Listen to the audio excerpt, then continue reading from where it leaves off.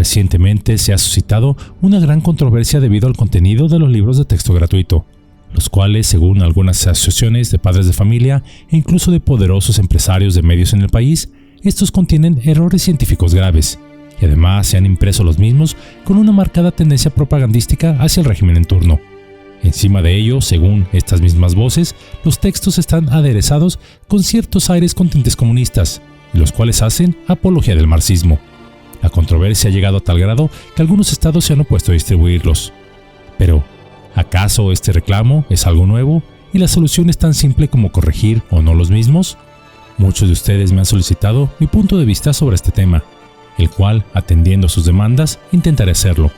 Por ello he preparado una edición muy especial para aquellos que deseen comprender un poco más a fondo sobre el tema de los libros de texto gratuito, una historia ya antigua, llena de controversias educativas, intriga, discriminación, ambiciones políticas y económicas, por lo que de antemano agradezco su paciencia. Es por eso que Yolo Camotes tiene el placer de traerles el día de hoy, en esta edición especial, la historia de los libros de texto gratuito, los jardineros de México. En el año de 1959 se creó la Comisión Nacional de Libros de Texto Gratuitos, siendo Jaime Torres Bodet secretario de Educación Pública y Adolfo López Mateos presidente de la República. Torres Bodet no sabía si debido a su costo los libros de texto gratuitos deberían ser distribuidos tan solo en las escuelas primarias de educación pública, o también en las privadas. López Mateos, quizá porque había cursado la primaria en un colegio privado marista, instruyó que a todos, y así fue. Entregar una obra escolar gratuita a los alumnos de primaria no constituía ninguna novedad en México. Desde el Porfiriato y en los gobiernos de Álvaro Obregón, Lázaro Cárdenas y Manuel Ávila Camacho se realizaron esfuerzos para proveer de materiales de lectura y cartillas de alfabetización a las escuelas del país. La originalidad y punto de discordia de esta iniciativa se localizaba en tres características: gratuito, único y obligatorio. Pues muchos padres de familia sintieron que la libertad de educar a sus hijos como ellos desearan, libertad garantizada en la Constitución, les estaba siendo arrebatada por el Estado al asumir el papel de educador superior. Pero este proyecto, el de los libros gratuitos, no era inédito. El mismo ya tenía una larga historia. En el año de 1763, el rey Federico el Grande ordenó la distribución de los primeros libros de texto gratuitos, pues el rey creía que la educación era esencial para el desarrollo de una nación fuerte. Estos libros estaban disponibles para todos los niños, independientemente de su condición social. De hecho, el programa fue tan exitoso que aumentó considerablemente la alfabetización en Prusia. Otros países pronto siguieron el ejemplo de Prusia y comenzaron a distribuir libros de texto escolares gratuitos en sus países. En los Estados Unidos, el primer programa de libros de texto gratuito se inició en el estado de Massachusetts en 1830. 3 años después, en 1833, en nuestro país, el entonces vicepresidente Valentín Gómez Farías, el valiente héroe de la nación, en especial durante la invasión de los Estados Unidos a México, sarcásticamente hablando, aconsejado por los hermanos políticos de Logia, ubicados en Massachusetts, en los Estados Unidos, expidió una ley que creaba la Dirección General de Instrucción Pública para el Distrito y Territorios de la Federación, que en su artículo 10 disponía que la nueva dependencia, y entre comillas, designaría los libros elementales de enseñanza, proporcionando gratuitamente ejemplares de ellos por todos los medios que estime contundentes. Cierro la cita.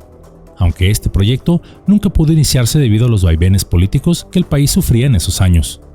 El gobierno juarista, en plena guerra de reforma, afirmaba que aspiraba a crear más escuelas e invitaba a los particulares a, entre comillas, promover y fomentar la publicación y circulación gratuita de manuales sencillos y claros. Cierro la cita.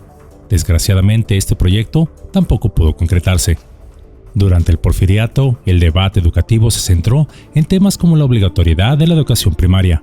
En un país donde no había escuelas suficientes, el contenido educativo a nivel nacional variaba de una localidad a otra debido a lo extenso y tan poco articulado del territorio nacional.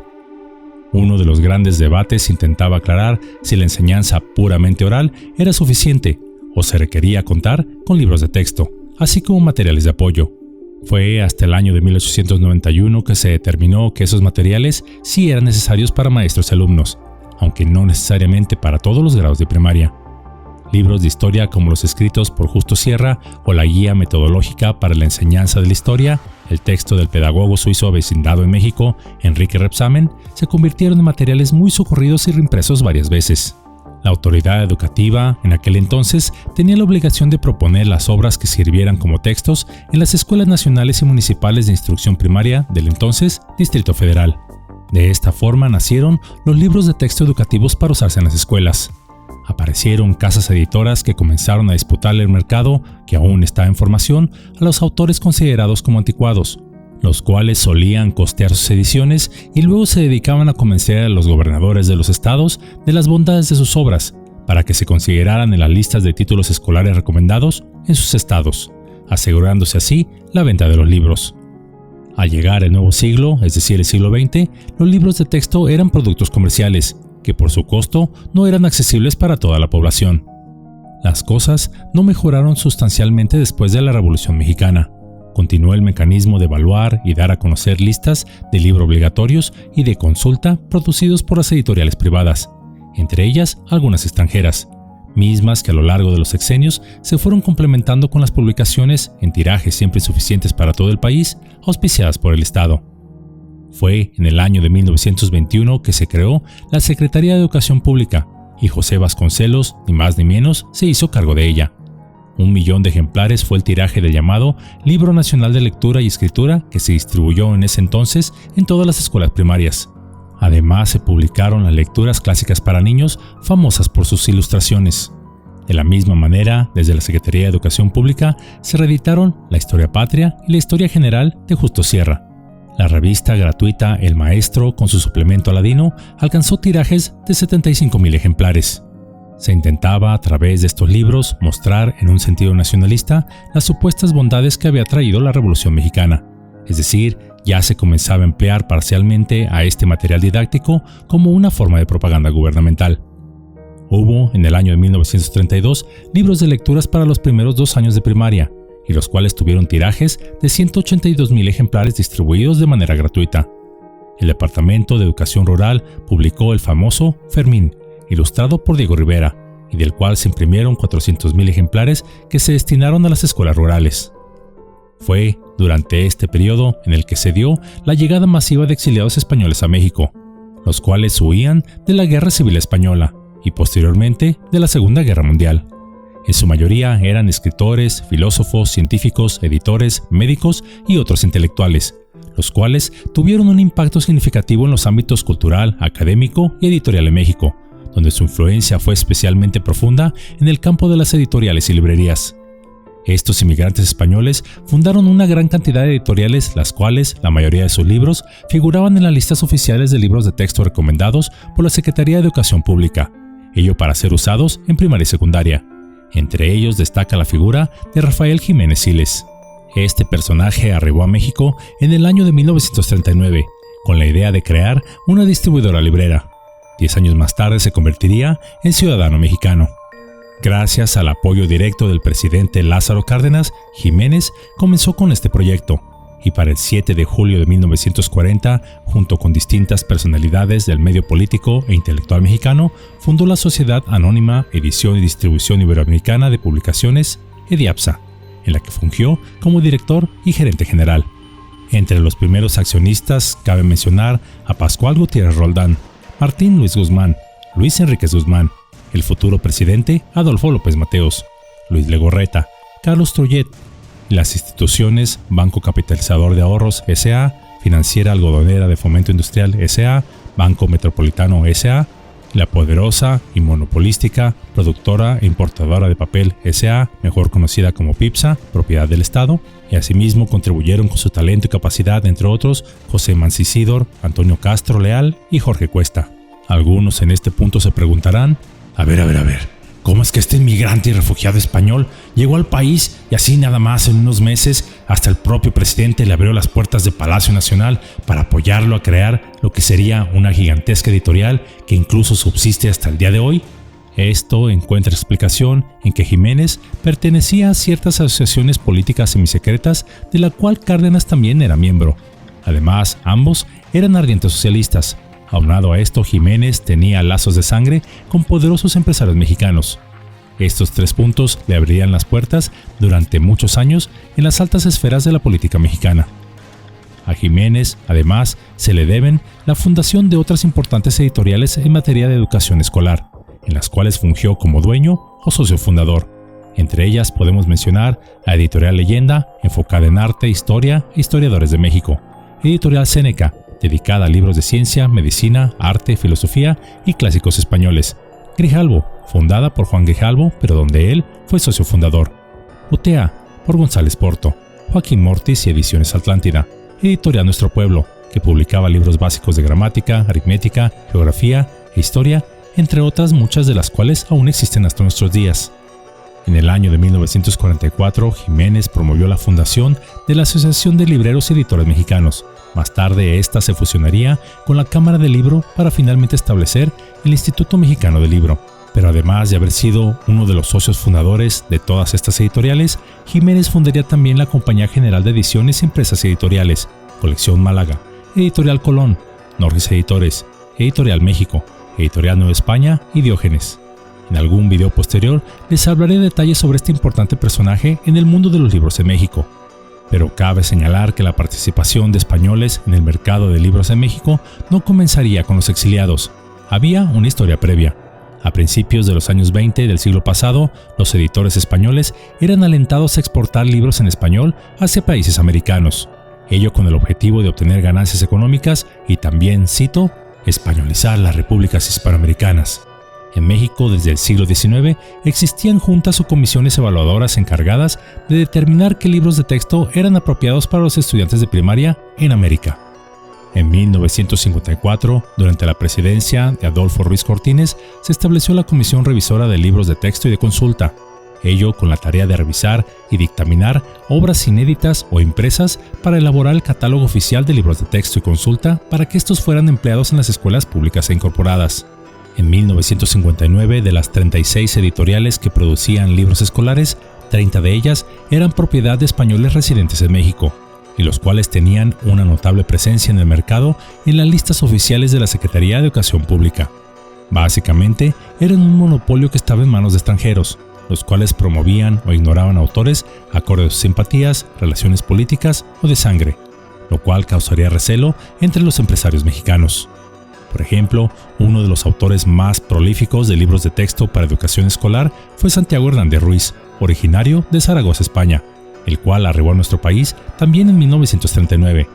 Gracias a sus contactos políticos y de sangre, ya le esperaba un empleo en la Escuela Normal de Celaya en el estado de Guanajuato, así como una obra para la Editorial Atlante. Este autor combinó su labor de maestro con la escritura y publicación de numerosos libros. Sus obras educativas lo posicionaron como un productor destacado de conocimiento pedagógico en México, junto a otros como Francisco Larroyo, Domingo Tirado Benedí y José Manuel Villalpando Nava.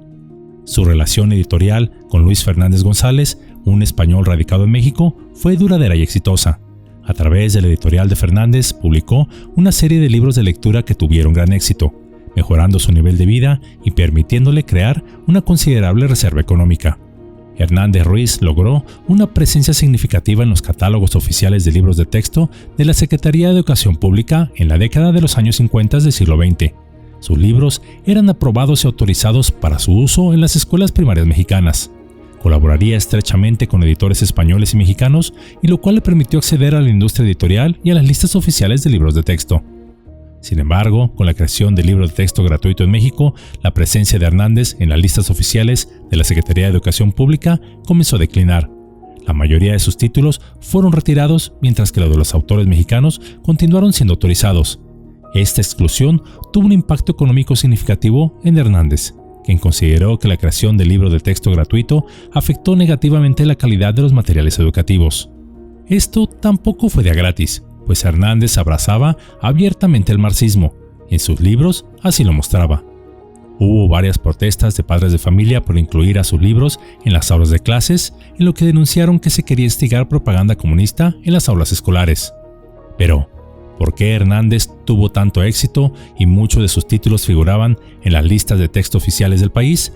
La respuesta quizá es conocida por todos: la corrupción. Se dice, porque obviamente eso casi nunca se da en el gobierno, que altos funcionarios de la SEP recibían periódicas gratificaciones para mantener a Hernández en sus listas, y lo cual fue denunciado por docentes mexicanos. Asimismo, se acusaba a las editoriales de ser un monopolio que empleaba su posición dominante para encarecer los libros de texto, pues libros que deberían de valer 50 centavos se ofertaban hasta en 5 pesos. En el Archivo General de la Nación, en el Fondo Adolfo Ruiz Cortines, se resguardan documentos en los que empresarios, periodistas, estudiantes y profesores exponen al presidente de la República en el año de 1954 sobre el monopolio editorial de este grupo de inmigrantes españoles, de los altos precios de libros de texto y algunos planes para abaratarlos. Cito 2 planteamientos dados al presidente Cortines y que se encuentran en estos documentos. El primero acusaba voracidad comercial a los importadores de libros al afirmar que, cito, la desmedida especulación de los grandes importadores de libros, cuyas ganancias fluctúan de 300 a 400%, privaba a las grandes masas de la población del acceso a material impresos.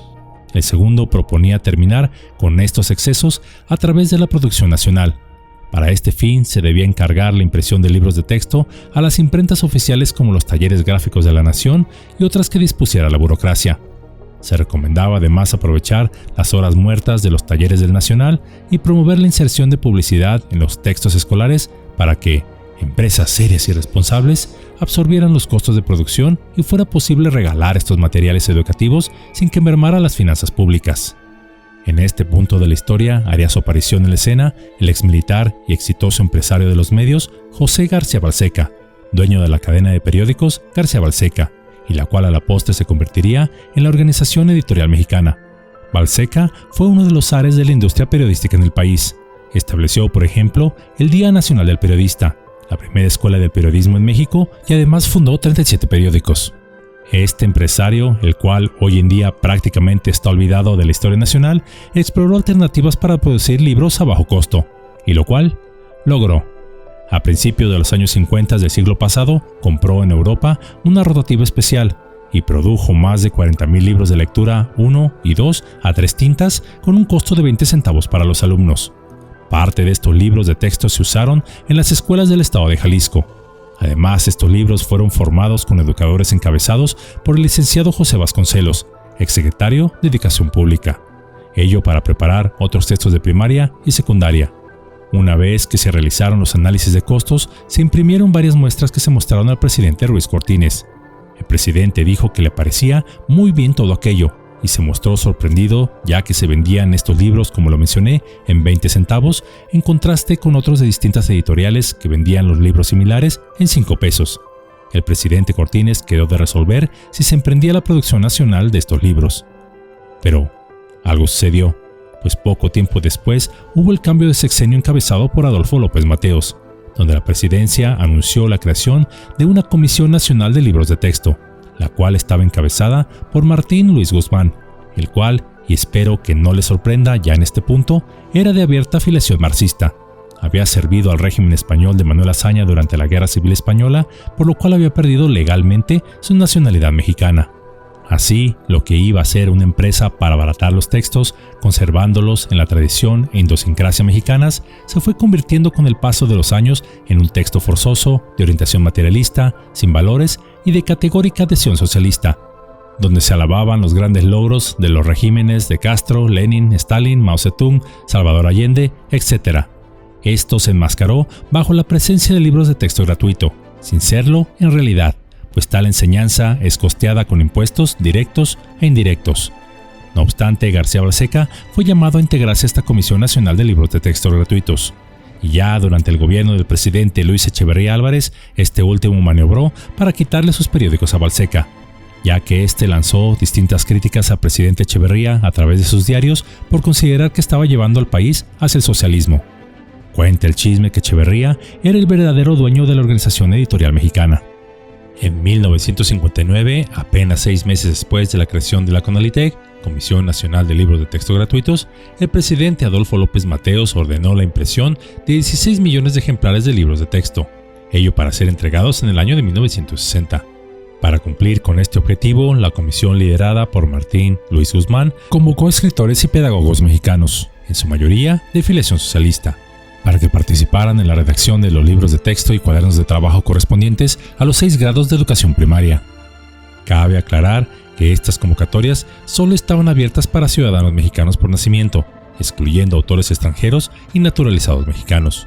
Por lo que, por ejemplo, el profesor español Santiago Hernández Ruiz, el que mencioné anteriormente, no pudo participar en la elaboración de materiales educativos gratuitos. Hernández Ruiz, como mencioné anteriormente, consideró que la creación del programa de libros de texto gratuitos tenía como objetivo limitar la participación de exiliados españoles en la escritura de manuales escolares en favor de autores y editores mexicanos. Él denunció que la iniciativa buscaba favorecer a los intereses locales y restringir la competencia extranjera en este ámbito. La implementación del programa de libros de texto gratuitos también tuvo un impacto en la industria editorial, pues de las 36 editoriales en el país, tan solo se eligieron a 14 imprentas para imprimir los 16 millones de libros prometidos. Ciertos editores mexicanos bien conectados social y políticamente, así como algunos servidores públicos de alto rango, se beneficiaron de jugosos contratos para imprimir estos libros, entre ellos el propio primer mandatario. Sin embargo, la mayoría de los exiliados españoles, como Hernández Ruiz, quedaron excluidos. Desde principios del siglo XX, México había establecido restricciones laborales para extranjeros y estas limitaciones se mantuvieron a lo largo de los años. En 1959, Hernández Ruiz, para no perder ingresos, se embarcó en un proyecto de la UNESCO y su producción de libros de texto disminuyó en comparación con las décadas anteriores. Pero, aquí cabe otra pregunta. Si Hernández era marxista, al igual que Luis Guzmán, ¿por qué este último no buscó la manera de incluirlo en la elaboración de los libros de texto? La respuesta reside en la presión pública que habían ejercido los padres de familia que denunciaban a Hernández como un abierto comunista, por lo que la maniobra de hacer una convocatoria tan solo para mexicanos le daba la excusa perfecta al gobierno y la excusa legal para hacerlo a un lado sin tener que dar muchas explicaciones. Pero no obstante, el corazón socialista de los libros de texto gratuito continuó ahí. Cuando se inició la distribución de estos libros, las reacciones no se dejaron esperar. Las primeras voces se concentraron en denunciar, a través de la prensa, que obligar a usar esos libros que daba el Estado como únicos y obligatorios era una disposición autoritaria, inconstitucional y contraria a los fines educativos y culturales del Estado mexicano, y además establecía un monopolio editorial.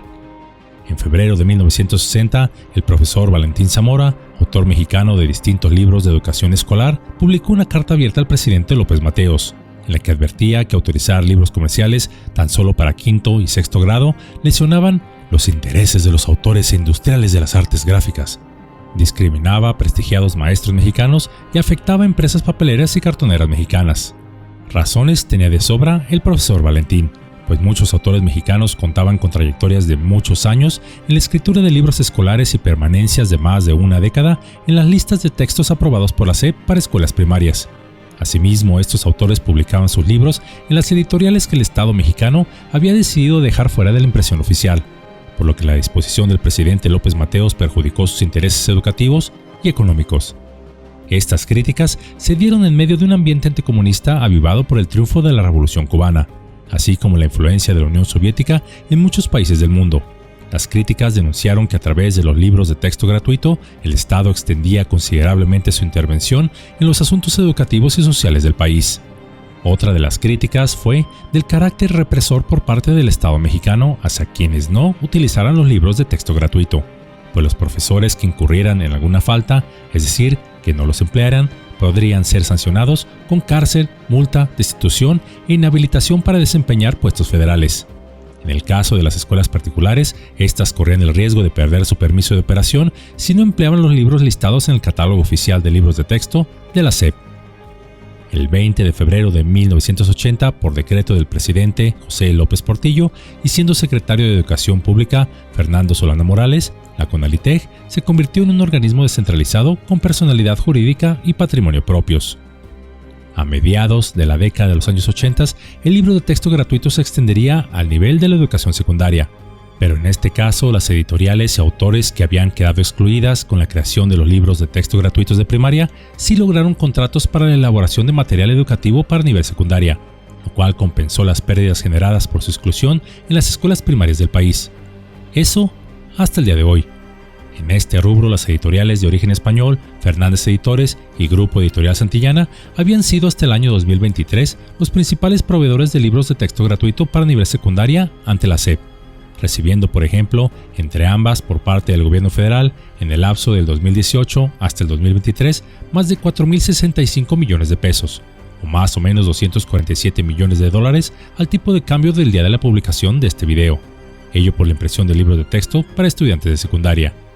No obstante, para este 2023, esos contratos no se renovaron, perdiendo ese importante y vital ingreso, por lo que también las editoriales se sumaron a la campaña contra los nuevos libros de texto, supuestamente en defensa de la niñez, por lo que en este caso podríamos tomar su postura en contra de los nuevos libros con un grano de sal. Mientras tanto, las autoridades educativas de otras naciones, tanto de países del primer mundo como de aquellos en vías de desarrollo, se sorprendieron con la ambiciosa política educativa seguida en México, y así varios organismos internacionales, de índole socialista por supuesto, aplaudieron a nuestro país. Pero, con el paso de los años, acabamos siendo rebasados por otros países en términos políticos y económicos, así como también lo fue respecto a la calidad de su sistema educativo. Como pudimos ver, la historia de los libros de texto gratuito ha sido extensa y compleja, donde intereses económicos, sociales y partidistas siempre han estado en juego. Hoy en día, la publicación de estos libros de texto es más o menos pan de lo mismo, pues como pudimos ver, no sería la primera vez que se alzan voces criticando el contenido de los mismos, ya sea por su carácter ideológico o por su contenido educativo. Los motivos son diversos: padres que auténticamente desean la mejor educación para sus hijos, editoriales que han visto sus ganancias mermadas por la impresión de estos libros, y los gobiernos que buscan adoctrinar a la niñez mexicana, pues quien es dueño de los corazones y mente de los niños y jóvenes será siempre dueño de México. Y aunque ciertamente las editoriales, por lo menos sus dueños, así como varios creadores de material educativo de antaño, fueron de una abierta afiliación marxista, es de reconocer que en el aspecto científico, el material que se creó en el pasado, tanto los gratuitos como los comerciales pero recomendados de manera oficial, fueron elaborados por un nutrido grupo de expertos en sus respectivas materias, por lo que lo criticable de aquellos libros podría haber sido el sello ideológico y moral que se imprimió en materias de ciencias sociales. Pero ese mismo material no contenía errores o estos eran prácticamente nulos en ciencias exactas, quizá excepto aquellos que naturalmente requerían de una actualización conforme la ciencia y la tecnología iban avanzando. Los libros de la actual administración, o mejor dicho, quienes se encargaron de actualizarlos, no es de sorprender que tengan también un marcado sesgo ideológico. Esto no es nuevo, pues como pudimos ver, todas las administraciones del pasado imprimieron su sello único. Por ejemplo, durante el sexenio de Luis Echeverría Álvarez se alababan las supuestas grandes obras de gobierno, incluso atribuyéndole logros históricos que no eran correctos. Se alababa, por ejemplo, al Partido Revolucionario Institucional como el salvador de la nación. O durante el sexenio del presidente Miguel de la Madrid, los libros de ciencias sociales se deshacían en elogios al primer mandatario. Asimismo, en la década de los años 70 y 80 del siglo XX, se alzaron las voces de protesta cuando en los libros se incluyó por primera vez educación sexual a los niños de primaria, ello con gráficos considerados obscenos para aquella época, debido a lo detallado de los mismos. Esto llegaría al grado que muchos maestros rehusaron abordar esta sección de aquellos libros. En la actualidad, se han comenzado a incluir temas como la diversidad sexual, igualdad e inclusión de género, los cuales también han generado controversia, pues esas voces consideran que un niño menor de 12 años de edad, cuya psique es aún moldeable, podría sentirse confundido, ya que según estas voces, aún no tiene la capacidad plena para comprender estos temas con un mejor criterio. Además, acusan al gobierno de empujar una agenda progresista debido a tratados educativos internacionales que nuestro país ha firmado con organismos internacionales. Quizá lo más grave de los libros actuales, y esto es solo mi punto de vista, ya no es tanto las odas al presidente en turno, algo que, como repito, ya se daba en el pasado. Y aunque es cuestionable intentar adoctrinar a nuestros hijos para que alaben o admiren a un político o sistema social de manera ciega, no vivimos en un mundo ideal, y esto por el momento y en esta época se seguirá dando. Lo grave es que estos libros contienen muchos errores conceptuales, desde fechas inexactas, faltas de ortografía, representaciones científicas que no corresponden a la realidad, y además estos libros podríamos considerarlos pasivos, pues por ejemplo en matemáticas y física no contienen ni un solo ejercicio, haciéndolos aburridos y además difícilmente se aprenderá algo en estas áreas sin ejercicios prácticos. Y ni de qué hablar de errores básicos hasta en los quebrados, donde parece que al sumar el resultado no importa, o de los diagramas geométricos que tienen errores elementales. El modelo educativo que proponen estos libros es supuestamente hacer a los estudiantes críticos, Pero paradójicamente los libros son pasivos y no dan espacio para que el alumno precisamente pueda hacer ejercicios para que éste participe, cuestione, aprenda y saque conclusiones por su cuenta, ateniéndose únicamente a lo que diga el profesor en la clase, donde además es importante señalar que si el profesor está equivocado, porque hay muchos profesores que adquirieron sus plazas por ser amigos de alguien, pero sin el conocimiento pleno, estos también se equivocan y tan solo van a transferir esos errores a los alumnos que los tomarán como verdades. Tristemente, podemos decir que los libros actuales son de una calidad inferior a los del pasado, y ni qué decir de los de hace algunas décadas atrás. No es casualidad que la educación en nuestro país haya estado en declive en los últimos 50 años. Factores como el poco interés gubernamental en inversión en la educación, la baja calidad en la preparación de los maestros, el alto índice de abandono escolar, así como la falta de equidad en el acceso a la educación, son solo algunas de las causas de esa baja calidad educativa. El único cautivo y que sale perdiendo entre todo esto es el niño, quien se encuentra en un fuego cruzado de intereses de editoriales comerciales, magnates de medios, burócratas ineficientes e incluso agendas externas. Pero, ante todo esto, ¿qué podemos hacer? ¿Dejar que se intente adoctrinar a nuestros hijos sobre una ideología que como padres de familia quizá no estaríamos de acuerdo? ¿Permitir que se les den conocimientos erróneos? ¿Quejarnos, llorar y no hacer nada? Por supuesto, han habido varios estados de la República que se han negado a distribuir estos libros, algunos en un sincero intento por considerar que la calidad educativa de los niños sería en su detrimento, y otros, posiblemente la mayoría, para sacar beneficio político que los haga ver bien ante la ciudadanía, y más cuando se aproximan elecciones.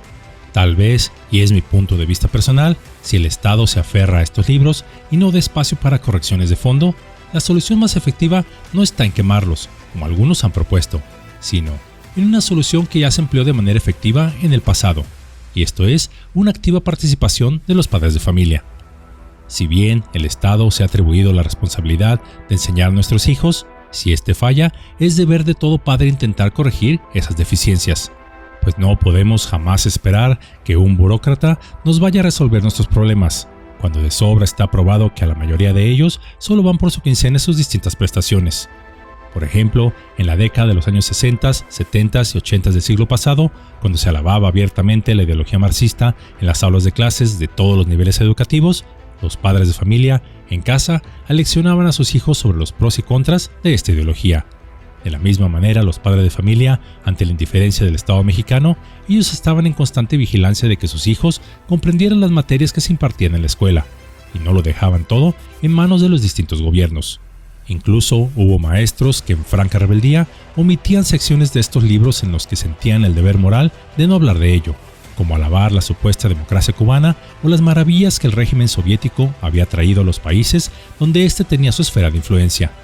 Es decir, los padres se convirtieron en maestros para sus hijos, y si bien la vida moderna apenas nos da tiempo para hacer otra cosa, si deseamos altos valores en la sociedad, si anhelamos honestidad, bondad, paz, que nuestros hijos comprendan el mundo que está a su alrededor, no podemos dejar esta labor en manos del Estado, pues este, al ser tan grande y complejo, además en muchas ocasiones carente de los valores que buscamos, no nos proporcionará lo que deseamos para nuestros hijos. Es la realidad actual, pues es como pedirle a un árbol de peras que te dé manzanas. Tenemos que ser nosotros los que salgamos al frente, pues no olvidemos que somos los primeros modelos a seguir de nuestros hijos. Y para muestra, basta un botón. Aquellos niños que son educados o cuyos padres se involucran más en el aprendizaje de sus hijos, en promedio, obtienen 30% de mejores calificaciones que aquellos que solo son enseñados por los maestros en clase. Y además el 67% de estos estudiantes cuyos padres están más al cuidado de la educación de sus hijos, es más probable que asistan a la universidad. Sí, sé que quizá es pedir mucho. No hay tiempo, no hay ganas en ocasiones, pues estamos cansados del trabajo, de la vida diaria. Pero si en verdad deseamos que nuestros hijos alcancen todo su potencial, es necesario hacer ese esfuerzo. Un esfuerzo que no se da de la noche a la mañana, y que además se tiene que dar con paciencia y con amor. Por ejemplo, jamás amenazando al niño de que saque tales o cuales calificaciones o será castigado, pues nadie aprende bajo amenaza. El niño solo memorizará lo suficiente para no ser castigado y no aprenderá nada. Un niño aprende cuando hay paciencia, cariño y flexibilidad. Cada niño es distinto, no está hecho en serie. Hay quienes aprenden más rápido, hay quienes tienen mayores talentos para una materia que otra. Identificar y cultivar ese talento es nuestra labor. Uno de los grandes errores de la educación actual es tratar a todos los niños por igual, ignorando y desechando sus habilidades únicas. El aprendizaje debe ser divertido, sencillo y hasta irreverente. Debe ser como un delicioso alimento que todos quieran probar. En ello les comparto una experiencia personal. Recuerdo hace muchos ayeres, de pequeño, cuando daba mis primeros pasos en la escuela, mi padre me dijo con toda tranquilidad en mi primer día de clases, en una memoria que aún recuerdo vívidamente: «Hijo, ve a la escuela, diviértete, pásatela bien, no te preocupes por las calificaciones, solo saca el papelito, pues este mundo y esta época te lo van a pedir». Aquellas palabras, dichas en una época muy distante, me arrebataron por el resto de mi vida escolar cualquier tensión o miedo a fallar, pues mi padre solo requirió de mí que hiciera mi mejor esfuerzo, sin presiones, sin juicios y sin castigos.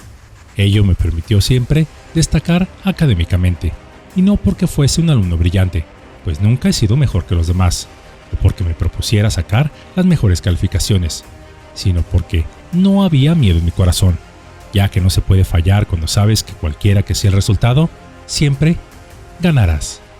Cuando mis padres se ocupaban en revisar mi desempeño académico, era tan solo para ayudarme a despejar dudas, por lo que el conocimiento se convirtió en un juego divertido en lugar de una pesada o aburrida carga. Educar a un hijo es como sembrar un jardín. Requiere paciencia, tiempo y cuidado constante para ver florecer sus frutos que se esparcirán en la sociedad entera. Abonemos en nuestros hijos aquellos valores y conocimientos que deseamos posean, pues todos somos jardineros, ya que son los padres y no el Estado los verdaderos arquitectos de la educación, el futuro de nuestros hijos y de México.